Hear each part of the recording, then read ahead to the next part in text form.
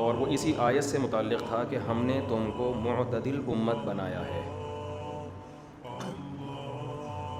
اس میں نے ذکر کیا تھا کہ جو لوگ بھی مذہب پہ نہیں چلتے وہ قوم کو، نوجوانوں کو بے اعتدالی کی طرف لے کر جاتے ہیں.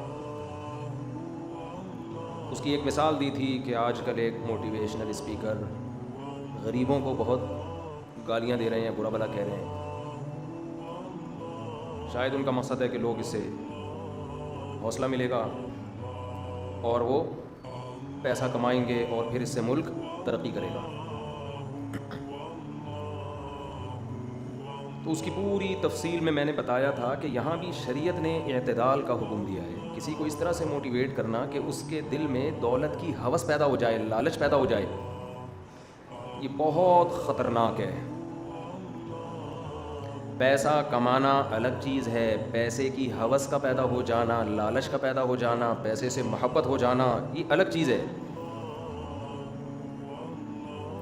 جو لوگ آپ کو دولت کمانے کی ترغیب دیتے ہیں ان میں بہت سارے دولت کے ساتھ ساتھ آپ کے دل میں دولت کی لالچ پیدا کر دیتے ہیں.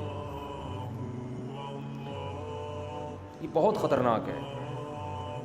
ایک غربت تو ہمارے پیغمبر کی تھی، اتنا بڑا ظرف کے پیسہ رکھا ہی نہیں، اور اس کی وجہ کیا؟ اللہ نے آپ پر یہ الزام ہی نہیں ہونے دیا کہ پھر ہمیں اس کی وضاحتیں دینی پڑیں.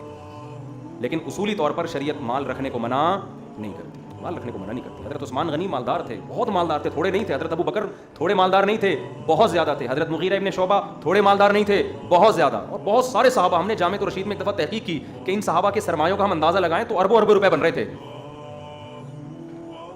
لیکن میں بات کو سمیٹتے ہوئے دو چیزوں میں آپ کا کانسیپٹ کلیئر ہونا چاہیے. ایک مالدار تو وہ جو میں نے بتایا، دوسرے مالدار میں جلدی ریوائز کر دوں.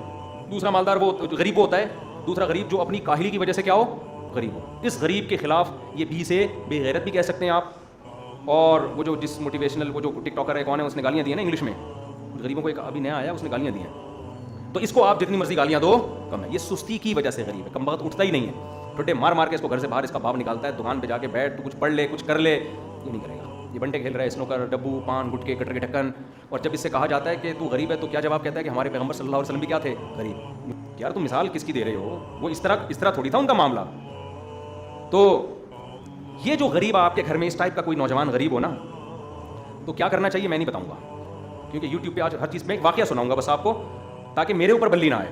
کیونکہ یوٹیوب پہ نا لوگ کلپ چلا کے کہتے ہیں دیکھو یہ جو ہے نا شدت پسندی پھیلا رہا ہے اور تشدد پھیلا رہا ہے اور وائلیشن وغیرہ وغیرہ اس طرح کے نا، پھر وہ بڑے مسائل کھڑے ہو جاتے ہیں. تو میں یہ کام بالکل نہیں کرنا جو ابھی میں آپ کو بتا رہا ہوں. یہ بالکل نہیں کرنا آپ لوگوں نے، یہ نہیں کرنا، ٹھیک ہے، جو ابھی میں بتا رہا ہوں. جس نے کیا غلط کیا. کیونکہ آج کل بہت لوگ ہیں وہ یوٹیوب پہ چیزیں نکال کے نا پھر بہت مسائل کھڑے ہو جاتے ہیں، چینل اڑا دیتے ہیں. یوٹیوب کی پالیسیوں کے بھی خلاف ہے نا یہ کہ آپ مار دھاڑ کی باتیں کریں اور لوگوں کو کہیں کہ مارو پیٹو. بالکل بھی نہیں مارو. جس بندے کا واقعہ میں بہت غلط کیا جلدی سے سنا دوں. میں دارالفتاء والارشاد میں ناظم آباد نمبر 7 میں ہم پڑھا کرتے تھے. تو ہمارے سامنے پنجاب سے کچھ لوگ آئے ہوئے تھے، ان کی بیکری تھی. آپ کو پتہ ہے پنجاب کے لوگ بزنس میں محنتی بہت ہوتے ہیں، پنجابی لوگ نا بڑے محنتی ہوتے ہیں کاروبار میں. وہ لوگ آئے ہمارے سامنے، انہوں نے ایک چھوٹی سی بیکری کی شاپ خریدی. پیچھے ان کا چھوٹا سا وہ تھا جہاں وہ کیک وغیرہ خود بنایا کرتے تھے. وہ اتنے محنتی تھے، 4-5 بندے تھے، ایک والد، 2 بیٹے ان کے اور ایک کزن وزن. وہ تھوڑے دنوں میں نا بچھا گئے، ٹھیک ٹھاک پیسہ کمانا شروع کر دیا ماشاء اللہ اپنی محنت سے.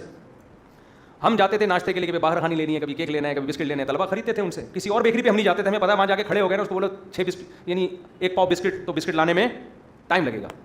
یہاں جاؤ ٹھگا ٹھگ ٹھگا، اور بسکٹ بھی تازہ بالکل فریش، ادھر اترے چولہے سے گرم گرم. میں کہتا یار یہ بڑے محنتی، اور صبح صبح ایسے 4 بجے سے اٹھے ہوتے تھے. ہمیں یاد ہے کہ اب ظاہر جب کاروبار بڑھتا ہے تو لوگ اپنے رشتہ داروں کو بلاتے ہیں نا. تو یہ جو ان کے سربراہ تھے نا، انہوں نے اپنے ایک اور بیٹے کو بلا لیا، ایک اور بیٹے کو بلایا. جب ایک اور بیٹے کو انہوں نے بلایا تو ہم جاتے تھے، اس سے کہتے تھے بھائی آدھا کلو باہر کھانی دے دو. وہ یوں کھجا رہے تھے باہر کھانے، پھر یوں کر رہا ہے، پھر جا رہا ہے ایسے پوستیوں کی طرح چلتا ہوا، پھر یوں نکال رہا ہے، پھر چیک کر رہا ہے، پھر کسی سے بات کر رہا ہے. اور بھائی کیا حال ہے؟ اس زمانے میں موبائل فون کا زیادہ استعمال تھا نہیں، ورنہ تو بالکل ہی لیٹ جاتا وہ نا، موبائل فون ہوتا نا. اب اس کا باپ اور بڑے بھائی اس کو بول رہے ہیں بیٹا ذرا اسپیڈ دکھا یار، کسٹمر سے ایسے نہیں نمٹا جاتا جس طرح سے تو کاروبار کر رہا ہے. اچھا ابو میں بتاتا ہوں، اچھا میں بسکٹ لے کر آ رہا ہوں، اچھا میں یہ کروں. ہم دیکھ رہے ہیں 15-20 دنوں سے یہ اسی طرح چل رہا ہے. اور اس کے باپ اس کو بار بار بیٹا ایسے بزنس نہیں ہوتا، بیٹا ایسے کاروبار نہیں ہوتا. جب تجھے کسٹمر نے کہا بسکٹ لا تو اسپیڈ سے جا، اسپیڈ سے آ، ایک دم ہٹ. وہ چل ہی نہیں رہا تھا سالا، حالانکہ تھا بالکل نوجوان ینگ. اچھا ہم دیکھ رہے ہیں سست نا. اس کو اگلے دن میں آیا تو وہ اس کی اسپیڈ بھی وہی. میں نے کہا یار زیرا پلس بسکٹ میں شوق سے کھاتا تھا. میں نے کہا یار ذرا زیرا پلس بسکٹ ٹھک ٹھک ایک دم گیا سیکنڈوں میں, جیسے نہیں بوتل کا جن, کیا حکم ہے میرے آقا, ایسا اسٹائل ہو گیا اس کا.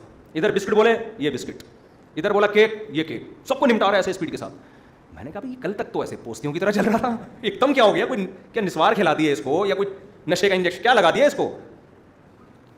تو وہ مجھے سائڈ پہ اس نے کہا کہ طبیعت سے دھویا اس کو. کیا کیا 2 ہفتے سے ہم اس کو آرام آرام سے سمجھا رہے تھے, اس کی سمجھ میں بات, اس کو ہم نے کمرے میں لے جا کے بڑے بھائی نے اور ابا نے مل کے طبیعت سے دھویا ہے. یہ بالکل بھی نہیں کرنا یہ کام آپ, یہ میں بتا دوں آپ, کیونکہ اخلاق سے دین پھیلا ہے دنیا میں. دین کس سے پھیلا ہے؟ محبت سے سمجھاؤ. وہ اب سمجھا رہے ہوتے محبت سے, اب تک سمجھا ہی رہے ہوتے, اس کو 20 سال گزر گئے اور سمجھا ہی رہے ہوتے. تو آپ کے بچوں میں اس طرح کی اگر کوئی چیز پائی جاتی ہے تو آپ نے اس کو آب زمزم سے نہلانا ہے. سمجھ رہے ہیں؟